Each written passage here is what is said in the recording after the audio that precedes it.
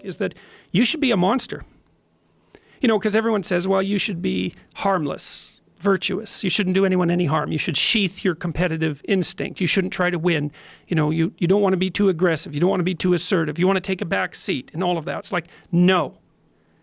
Wrong. You should be a monster, an absolute monster, and then you should learn how to control it.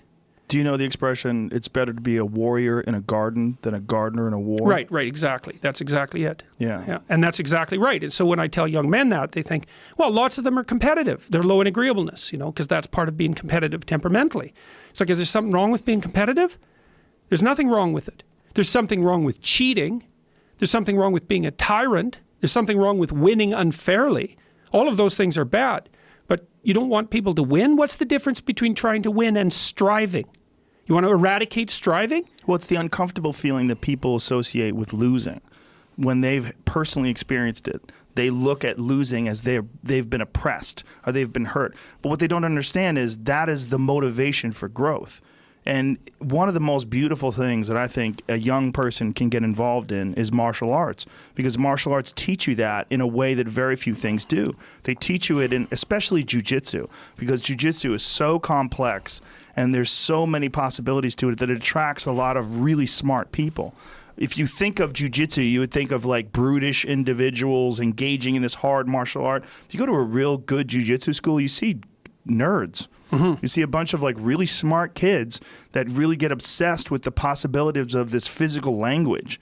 This physical language also teaches you the consequences of not working hard, of not being prepared, of not understanding positions, of not doing due diligence mm-hmm. and doing the work. Mm-hmm. And it's an amazing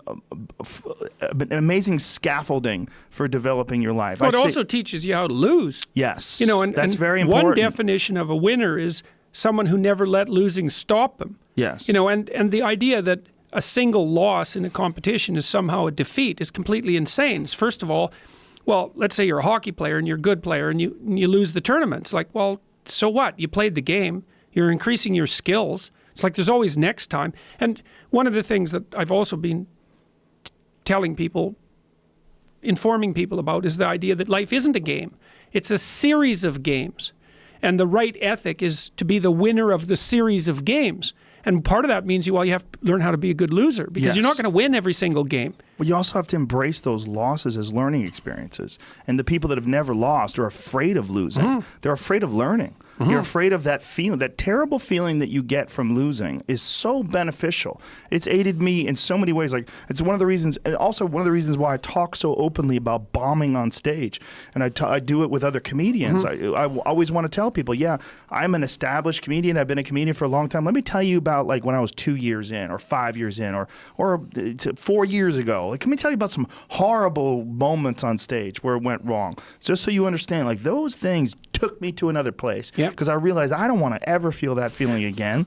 And so I ramped everything up. And then I went back to work and I went over my notebooks and I went over my recordings and I figured out what I was doing wrong and I tried to improve upon it. But if it wasn't for that horrible, sick feeling, that's the same feeling you get when you get tapped out in jiu-jitsu class.